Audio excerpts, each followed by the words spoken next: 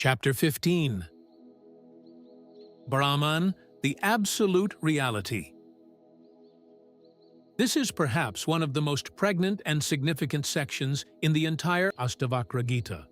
The one ultimate reality, the Self, is declared here in unequivocal words. The One Self in all existence, and all existence in the One Self. The Supreme Wisdom, God, indicated in the Scriptures by the term that, has no birth, no action, no ego. Such a concept of the Absolute implicitly implies in itself the doctrine of non-origination, Ajattavada. All that falls under the cause-effect system of the mind is nothing but the Self misapprehended as the illusory world of names and forms.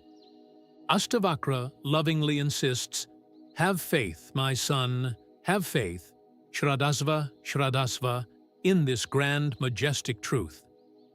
The Self is not only pure consciousness, which expresses uniformly in all other planes of consciousness, but is also something worshipful, supremely to be revered as God, Bhagavan.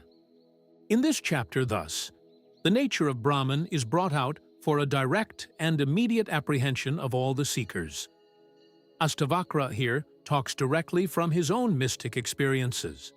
Even in the rich treasure houses of the Indian mystic literature, we may not find a parallel textbook that can be compared favorably with the sure depth of vision and clarity of expression of this Gita. It is at once profound and practical. It is profound in its powers of suggestiveness, which can take a meditative mind to the very peaks.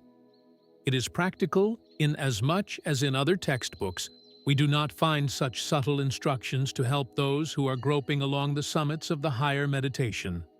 Aṣṭāvakra said, "A person of pure intelligence realizes the Self even by instruction casually imparted. A man of impure intellect is confused in trying to realize the Self, even after inquiring throughout his life." The textbook remaining the same, and even when the same teacher is explaining and expounding the truth of Vedanta, we find that different students are benefited by the same instructions to different degrees. The textbooks of Upanishad explain these phenomena and attribute the success or failure of the student to the student's own preparedness or unpreparedness in themselves to receive the great knowledge divine. A mind rich in sattva is calm and serene and is most receptive to the spiritual ideas discussed in the Upanishads. But when the mind is disturbed by agitations, rajas, or when the intellect is clouded by dullness, tamas, the equipment is not tuned to receive the profound inner secrets of the scriptural declarations. When a mind is stilled and well protected from the onslaughts of passions and desires, it is considered as pure intelligence, which alone will have the required receptivity to apprehend the truth. When thus the student is ready to receive the divine message, a casual instruction from the teacher is more than sufficient to set the student on the flight to the state of pure consciousness. However, if the student's inner bosom is not disciplined enough and his mind and intellect are extremely disturbed by the continuous waves of passions and desires, such an individual, even after deep inquiries throughout his life, remains bewildered and confused in himself without having even a moment's spiritual experience. That is the reason why Yoga Vasistha advises all teachers. In the beginning, examine the student carefully for qualities of self-control and inner quietude. Thereafter, advise him, "Thou art the pure Brahman, who is the essence in all this universe." 1. Distaste for sense objects is liberation. Passion for sense objects is bondage. Such indeed is knowledge. Now you do as you please. In a very direct and aphoristic style, Aṣṭāvakra here defines what constitutes bondage and what exactly is the nature of liberation, as far as a seeker is concerned. The arrogant ego, seeking its satisfaction, hungers for sense, gratifications, and its entire attention gets dissipated into the world of sense objects. This is the state of bondage. The ego ends as it awakens to the higher experience of the universal spiritual essence. In the rising waves of fulfillment, not only the ego ends, but it has no more any craving for sense gratifications. This distaste for sense objects is a sign of liberation. Having explained thus, the seer of Vedanta in Aṣṭāvakra gives the student full freedom to plan his own life and live his days in complete freedom, as he likes. Those who have yet vasanas to fulfill, they must continue living in the sense world for exhausting them. There is no other way. Those in whom the vigor of vasanas has calmed down, in them there is a natural sense of growing distaste towards sense objects. Force and compulsion can do nothing in this great path of self-rediscovery. It is an evolution and not a revolution. As such, all masters, after their advice, leave the student to plan out his life, according to his own inner impulses. In the concluding verse with which Krishna ends his main discourse in the Bhagavad Gītā, we hear again a similar sentiment expressed by the Lord. Thus has the wisdom, more secret than all secrets, been declared to you by me, having reflected over it fully. You act as you choose. 2. The direction of the mind determines whether the individual is living in bondage or aspiring for liberation, say the wise sages. Mind alone is the cause for both bondage and liberation. Sensuous mind causes bondage. Peaceful mind leads one to liberation. This knowledge of the truth makes an eloquent, wise, and active person mute, inert, and passive. Therefore, it is shunned by those who wish to enjoy the world. For the material success in the world of sensuality, as it is available for us in this competitive world, eloquence, worldly wisdom, and vigorous dynamism are unavoidable. The meditative man, who withdraws from the world of ignorance, seeking to experience and live the joys of the self, would naturally become unfit for worldly success during his sadhana period, because a seeker becomes mute, inert, and passive. These words should not give us the misconception that spirituality is an undynamic way of living. Buddha under the tree will be criticized by the men of the world as a useless idler, a liability to the community, and unfit to live a social life. Only on becoming fully enlightened, Bhagavan Buddha moved out from under the tree to serve the world and came to earn the eternal gratitude of mankind as a prince of compassion. The prophet-motivated, impatient man of the world would naturally consider the spiritual path as too passive and inert for his taste. They, with abhorrence, would reject the path of retirement and steady contemplation because they want to enjoy the world of sense objects and thus exhaust their vasanas. The explanation in this verse justifies what Aṣṭāvakra has said to his disciple in the previous verse. Now do as you please. You are not the body, nor is the body yours. You are neither the doer nor the enjoyer. You are consciousness itself, the eternal, indifferent witness. You go about happily. To those of his students who have the taste to walk the spiritual path, Aṣṭāvakra continues, in the false understanding that we are body, we run after the sense objects for our satisfaction and happiness. Here the teacher advises us that neither are we the bodies, nor are the bodies ours. We must avoid both our sense of I-ness and mine-ness with the body. One is not the doer who does his activities through the body, nor is one the enjoyer who enjoys the outer world, again, through the body.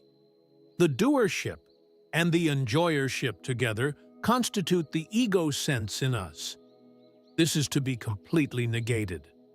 After thus negating the gross and the subtle bodies, the sage directly points out what the true spiritual nature of man is. You are pure consciousness, and as the light of intelligence in the individual, You are a witness of all the experiences of the body, mind, and intellect, and you are ever indifferent to both the joys and sorrows of the equipments. Understanding this, may you go about happily. Thus blesses sage Aṣṭāvakra. Passions and aversions are the qualities of the mind. The mind is never yours. You are intelligence itself, free from all fluctuations and changeless. You go about happily. The passions and lusts, likes and dislikes, joys and sorrows, these are all fluctuations in the mental stuff, and they all belong to the mind. As the pure, infinite consciousness, you are the illuminator of them all. You are not the mind. Consciousness alone illumines the oscillations of the mind and its inner conflicts. As the illuminator, you are beyond all restlessness of the mind, ever the same blissful self. Having realized thus, Aṣṭāvakra says, you go about happily. Realizing the self in all beings and all beings in the self, free from I-ness and free from mindness. May you be happy. The twin expressions of the ego are the I-ness and the my-ness. The arrogance of individuality in our bosom, expressing as I-ness, creates the delusory idea of possession towards some of the objects outside expressed as my-ness. To transcend the ego is to end all the sorrow created by these two illusory concepts of I-ness and my-ness. To experience that the consciousness in each one is the consciousness everywhere present is to understand infinite consciousness. And this is the highest state of realization where the sense of ego has totally ended. Aṣṭāvakra accepts Gita's concept that the Supreme is at once transcendental and immanent. The first line of this verse is bodily lifted from Gita verse, wherein Bhagavan says, with the mind harmonized by yoga, he sees the self, abiding in all beings and all beings in the self, he sees the same everywhere. Thus, recognizing your oneness with the whole cosmos, released from all tensions and conflicts, advises the sage, may you be happy. O you pure intelligence! In you the universe manifests itself like waves in the ocean. Be you free from the fever of the mind. One of the four mighty spiritual commandments in the Hindu Vedas is the declaration, Tat Tvam Asi, that thou art. This statement is resoundingly echoed in this verse of Aṣṭāvakra. The sage instructs the student, you are that from which the apparent illusions of the world rise up, play for a while and disappear, as the waves from the ocean. You are that pure intelligence, Chinmurti. To realize our real nature to be the pure light of consciousness is to disassociate ourselves from our identifications with our mind, and, therefore, from all desires. The outer worldly objects, by themselves, cannot bring any agitation and fever to the mind. It is our desire to possess and enjoy the sense objects that lends to the objects the power and the strength to tyrannize us. When the desires have ended, the mind suffers no more any feverish excitements, and can have none of its terrifying deliriums. The mind becomes calm and serenely happy. Have faith, my son, have faith. Have no delusion about this. You are knowledge itself. You are the Lord. You are the Self. You are beyond nature. It has been emphasized in the Bhagavad Gita also that a man of faith alone can gain the spiritual wisdom. The man who is full of faith, who is devoted to it, and who has subdued the senses, obtains this knowledge, and having obtained knowledge, he goes ere long to the supreme peace. Here we must stop for a moment and understand the exact import of this term, faith, Shraddha. No other word in the spiritual diction has been, perhaps, so much abused by the organized religions of the world. Faith, as generally understood, is a blind belief, an empty concurrence with all half-truths. In effect, faith has come to clamp on an unhealthy control over the intellect, to question and to investigate, to argue and to understand. This is not the sense in which the term Shraddha is employed in literature of Vedanta. Shankara is forced to define in the Vivekakudamani, indicating that the term Shraddha only implies the ability of the human intellect in educating itself through study and direct diligent inquiry. In the following words, that is called the spirit of faith, Shraddha, by which an individual understands readily the exact import of the scriptural texts, as well as the pregnant words of advice given by the preceptor, by which alone the reality of things becomes manifestly clear. In short, faith is a belief in what I don't know at this moment, so that I may come to know what I merely believe in today.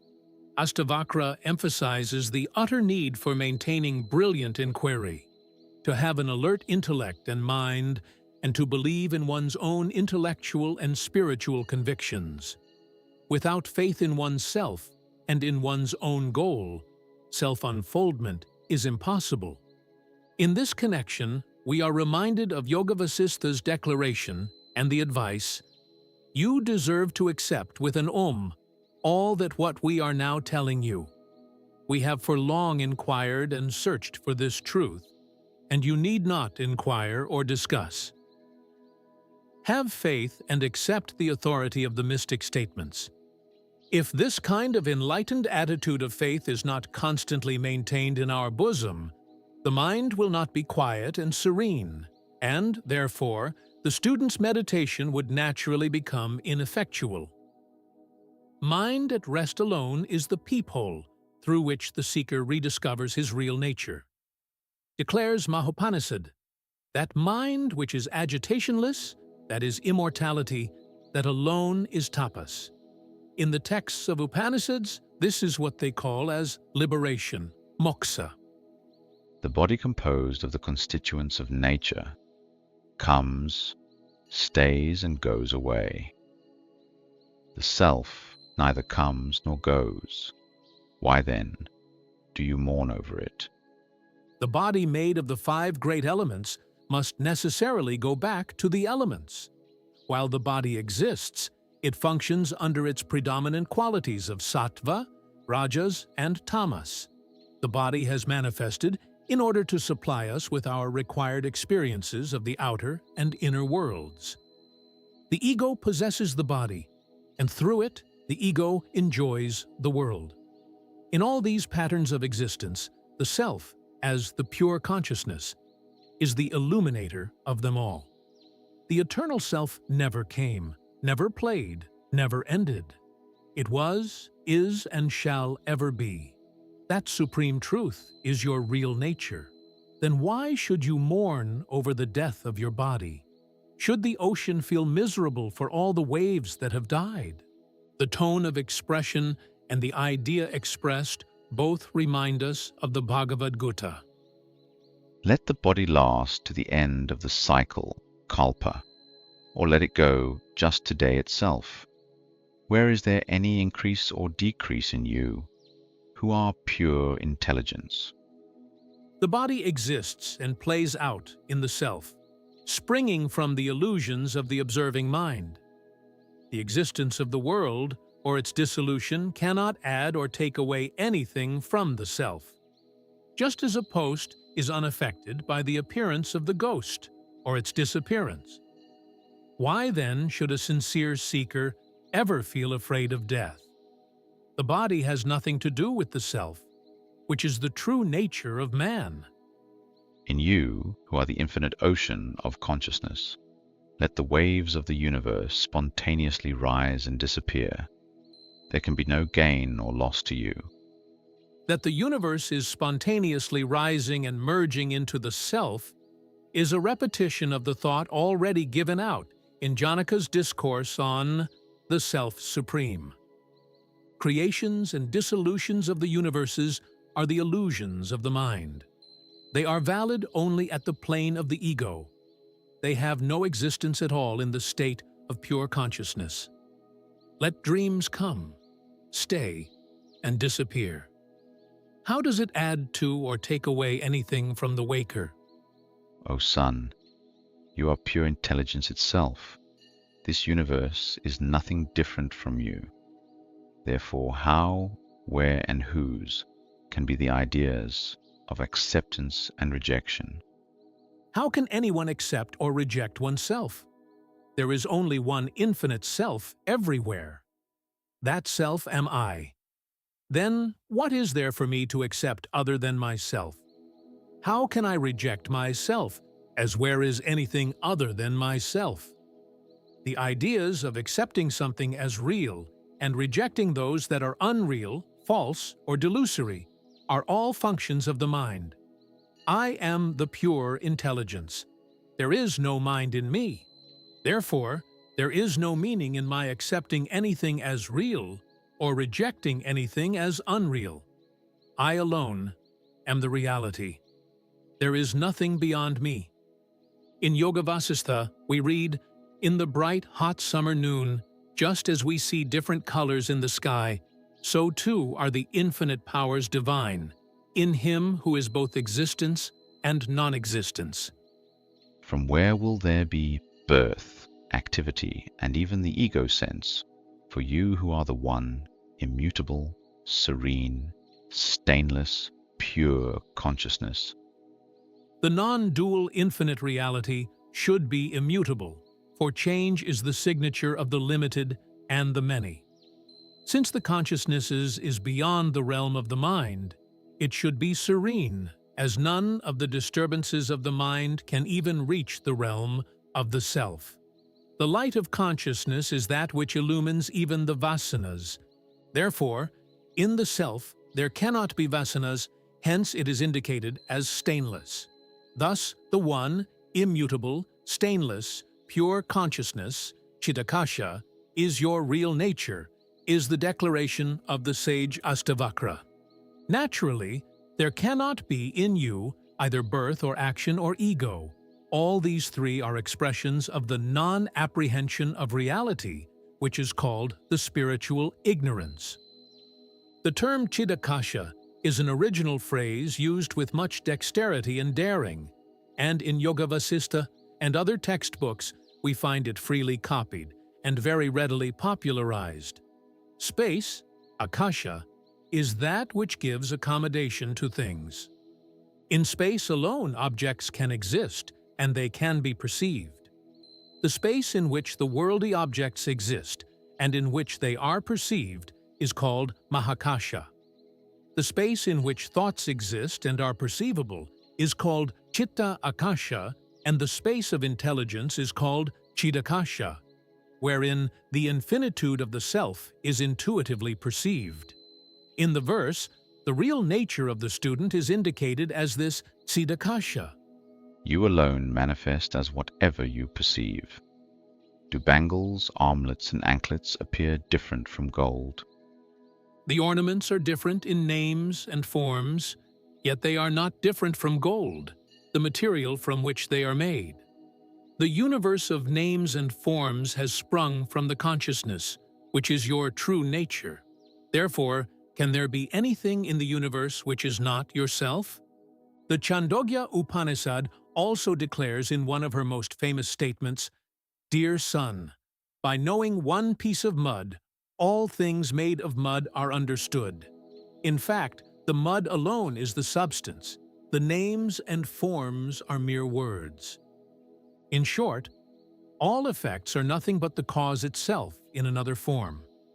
As such, the universe is nothing but the infinite self, experienced, yet in another form. Totally give up all such distinctions as I am he and this I am not. Consider all as the self and be desireless and happy. According to Aṣṭāvakra, the transcendental reality and the universe of names and forms are not distinct and separate factors. The waves themselves are nothing but the ocean itself, in a state of disturbance. Consciousness under the stress of desire universes into the multiple names and forms. Whatever their apparent nature be, They are all nothing but the Supreme Self. When thus one has realized that the objects outside are nothing other than one's own self, how can that one ever have any passion or desire? How can he yearn to possess, to enjoy, and thereby seek his satisfaction in the sense objects? We are fascinated by the objects only when we consider them as something different from ourselves. In the awakened state of spiritual experience, the RSIs of the Upanishads declare, "These are all nothing but the self." The entire universe of change is, in essence, nothing but Brahman. Therefore, the idea that the self in me is he, the supreme reality, is an assertion which expresses the ignorance of the self. The negations, "I am not the body," or the objects outside, is an empty, childish game. The mad blabberings of the limited, deluded ego. I am the all. There is nothing besides me. I can neither assert my nature nor negate anything in me. I am the one, the all-pervading. Having realized this state supreme, may you remain, without any mental oscillations of acceptance or rejection of anything, still, calm, serene in your own self. Be happy. It is through your ignorance alone that the universe appears to exist. In reality, you are the one. Other than you, there is no individual self, jiva, nor supreme self, atman. So long as the mind functions, there is the ego, the perceiver, who perceives the universe. For the universe, there must be a creator, God. For the God, there must be a supreme consciousness, Brahman. For the individual ego, jiva, there must be the consciousness that is the self, Atman, behind it. Thus, once we perceive the world of plurality, Jagat, we must recognize the Lord, Shvara, the self, Atman, and the supreme reality, Brahman. All these distinctions are only to help the individual, step by step, stage by stage, in his unfoldment to realize and awake to the one infinitude. In reality, you are the one. Other than you, there is neither an individual ego, jiva, nor a supreme self, Atman. Just as on awakening from a dream, there is no more a dreamer, nor a dream world. All have merged to become the waker's own mind. The sense of ego and its sorrow, samsara, are all not because of your equipments, but because of your extrovertedness. Even when the equipments are there, as in the case of great sages, when you develop the inward gaze to recognize and experience the presence of the divine seat of consciousness in yourself, you are ever in bliss. In clear, vivid words, we read this very idea in the Sanksepa Shararaka. Because of your extrovertedness, if you are not able to recognize your own self, then the equipments that constitute your form indeed becomes a painful calamity. When this veiling of ignorance is removed, and you realize the self, this very same form of yours, made up of your equipments, becomes completely satisfactory. One who understands with certitude that this universe is but an illusion and is nothing, becomes desireless and pure intelligence, and finds serenity as if nothing exists. Through one's own direct experience of the self, when one understands with certitude, nishchaya, that everything else is delusion, the self alone is the reality, he must thereafter become completely desireless. How can he desire anything when there is nothing other than himself?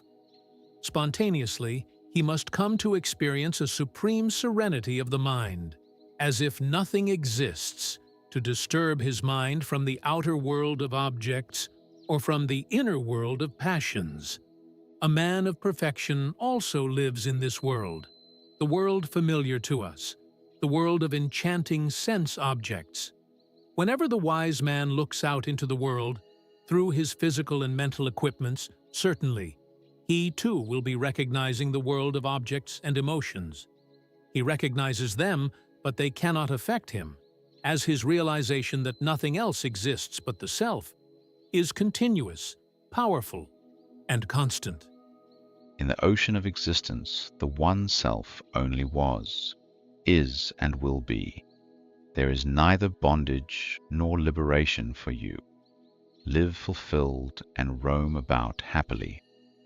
The names and forms are different to any casual observer. Yet, a little deeper contemplation can explain to us that individually every object exists. The tree exists, the animal exists, the man exists, I exist, you exist, he exists. The existence is apparently a common factor in you, me, and him. Individuals may be different from each other. The tree is not the animal is not the human, but the existence in a stone, in a flower, in an animal, in a plant, in the star and in the sun and moon seems to be one and the same. There is one existence, satta, in which things exist. This existence is the expression of the infinite reality behind names and forms, and thereafter it was, is, and will be. This one self is your real nature. As such, there cannot be for you either bondage or liberation. You alone are. What can then bind you? From what to liberate yourself? Do you mean to say that you have bound yourself with yourself, in yourself, by yourself? Bondage, bandha, and liberation, moksha, have both no meaning at all to one who has realized his oneness with the self. Life, thus fulfilled, Aṣṭāvakra recommends, roam about happily. O pure intelligence, do not disturb your mind by affirming and negating things, silencing them.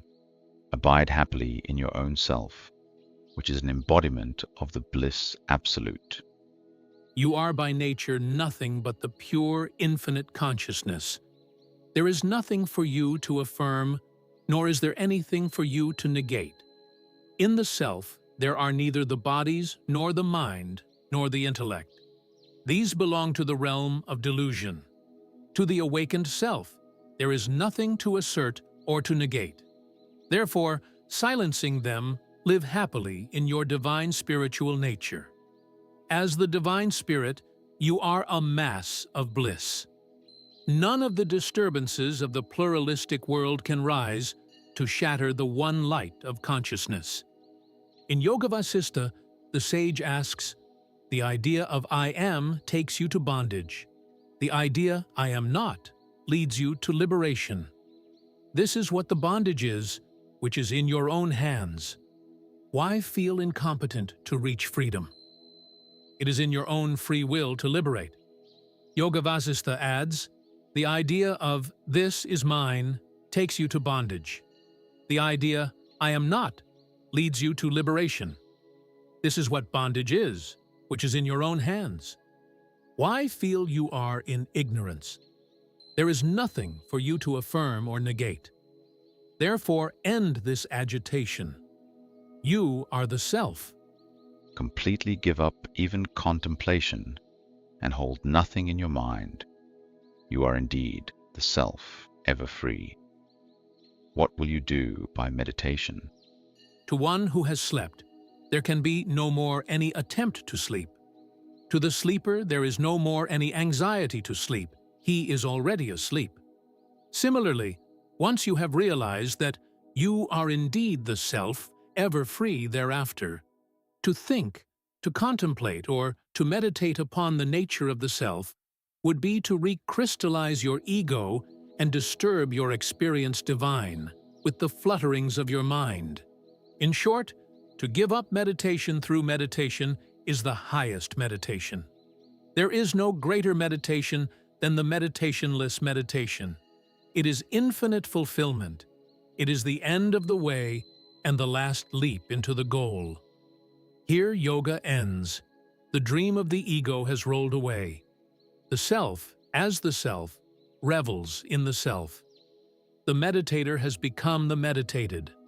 Man has stepped onto the throne of God. This is no poetic exaggeration of Aṣṭāvakra.